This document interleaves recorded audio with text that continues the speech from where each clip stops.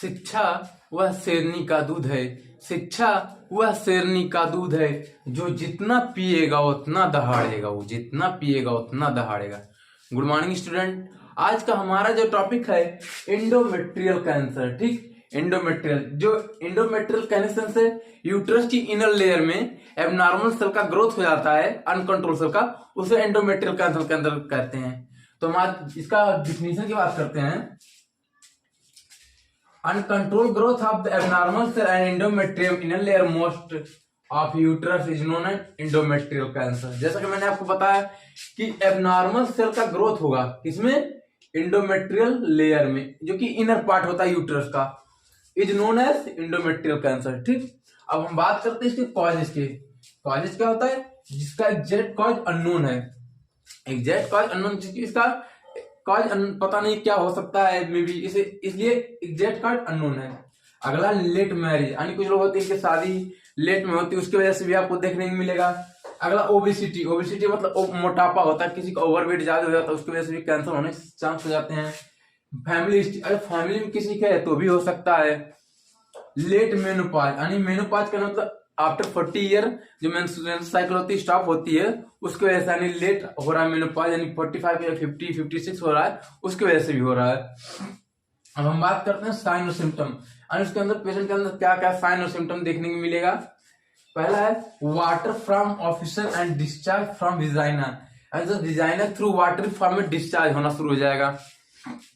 अगला pain in abdominal pelvic area, कहने मतलब जो पेट होगा उस पेट भी पेन होगा, उसके पेल्विक एरिया, उसके पेट के जस्ट लोअर पार्ट में भी दर्द होगा, उसे बैठने और चलने में भी दिक्कत होगा। अगला हम बात करते हैं size of uterus abnormal and decrease increase, हाँ जी, यूट्रस का साइज होता है नॉर्मल, उसे कभी डिक्रीज होगा कभी इंक्रीज होगा, इसमें देखने को मिलेगा। जो साइज होता है वो कभी डिक्रीज होगा कभी इंक्रीज होगा। अगला एंजाइटी, मैंने आपको वीडियो में बताया कि किसी भी साइंस डिजीज कंडीशन में एंजाइटी लिख दीजिए, वो भी चल जाएगा। एंजाइटी में भय लगता है, फटीग में थकान होता है, वीकनेस में कमजोरी आ जाएगी। ठीक, अब हम बात करते हैं डायग्नोस्टिक इवैल्यूएशन। इस कंडीशन में हम पेशेंट को क्या क्या टेस्ट करवा सकते हैं, क्या क्या एग्जामिनेशन कराएंगे डायग्नोस्टिक इवैल्यूएशन में। पहला हिस्ट्री कलेक्शन होता है, किसी पेशेंट का आएंगे आप हॉस्पिटल में, पेशेंट आया तो उसका हिस्ट्री कलेक्शन कराना जरूरी होता है कि हाँ पेशेंट को कैसे कब और कहाँ हुआ है चीज। उसका फिजिकल एग्जामिनेशन कराएंगे,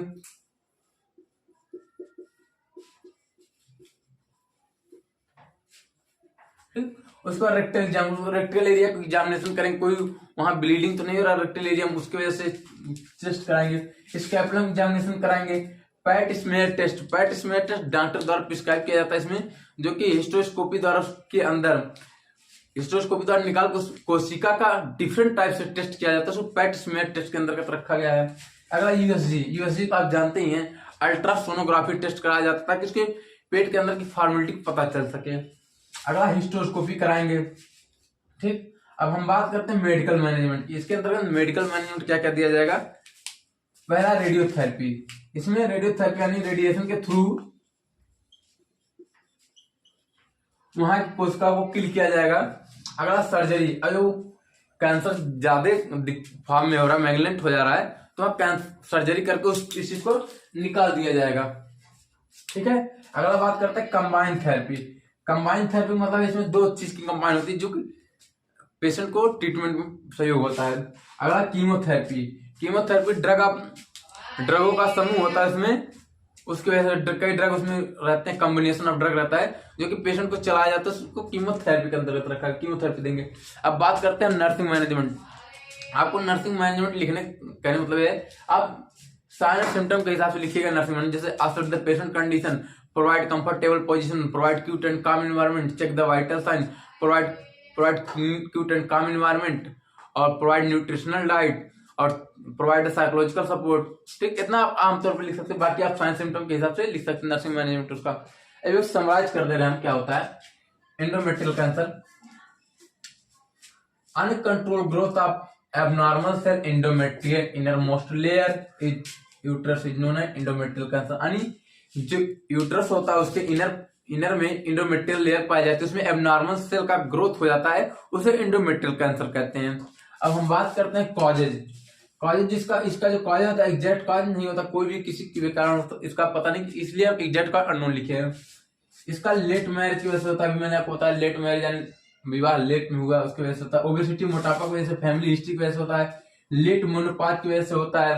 और साइन और सिम्टम यानी उसका क्या क्या साइन और सिम्टम देखने मिलेगा। वाटरी ऑब्स्ट्रक्शन ऑफ डिस्चार्ज यानी उसकी विजाइना के थ्रू वाटर फॉर्म में डिस्चार्ज होगा।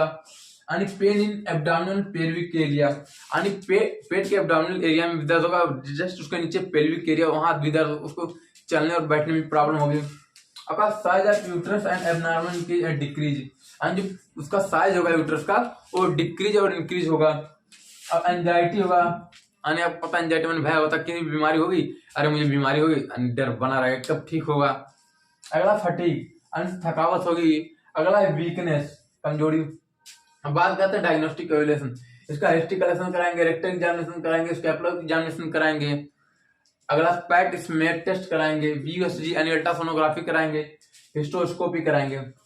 अब मेडिकल मैनेजमेंट में रेडियोथेरेपी कराएंगे, सर्जरी कराएंगे, अब कंबाइन थेरेपी कीमोथेरेपी चलाएंगे पेशेंट का, और बाकी एनाल्जेसिक दर्द हो रहा है एनाल्जेसिक कराएंगे, एंटीबायोटिक देंगे और एंटी हिस्टामिन देंगे क्योंकि इन्फ्लेमेशन भी हो सकता है इस एरिया में।